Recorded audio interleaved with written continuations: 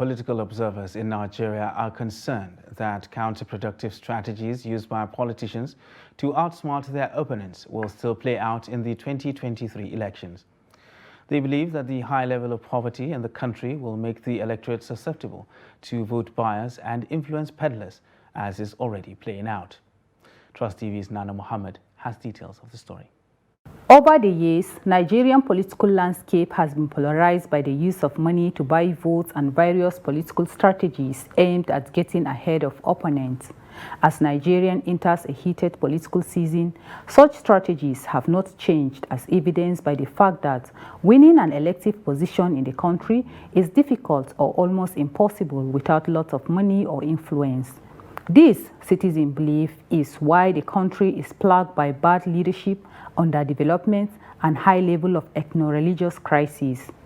As the 2023 elections approaches, young Nigerians have become more involved in politics, as is demonstrated by the viral campaigns for people to register and collect their PVCs. Bethni Afolabi, a political scientist, is skeptical. He believes some of the electorate may be rushing to register and collect their PVCs because of the open floating of proceeds from vote buying by some Nigerians on social media. Then in another way, it might be as a result of what we saw in Ekiti State, that people were giving money and they were flaunting it on social media, that, well, I've sold my vote, I've gotten this amount of money.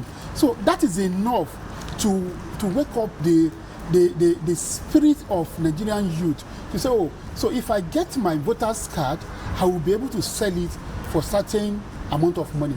On the other hand, stakeholders stress that it is only when concerted efforts are made to eradicate the high level of poverty in the country that the temptation of selling votes to the highest bidder will be overcome.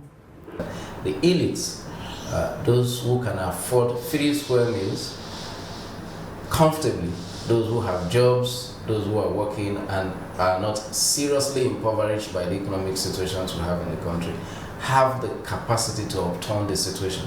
If we have to rely on those who are completely in very rural areas, very impoverished Nigerians who are always enthusiastic about voting, if we leave it to them, we are going to still have politicians take advantage of this stomach infrastructure. Besides, registering and collecting of PVCs is just a process and does not signify a change in the attitudes of the electorate. It is left to Nigerians to decide to end the trend and counter age-long strategies of oppression, intimidation, and division by the rich political class. Nana Muhammad, Trust TV News, Abuja.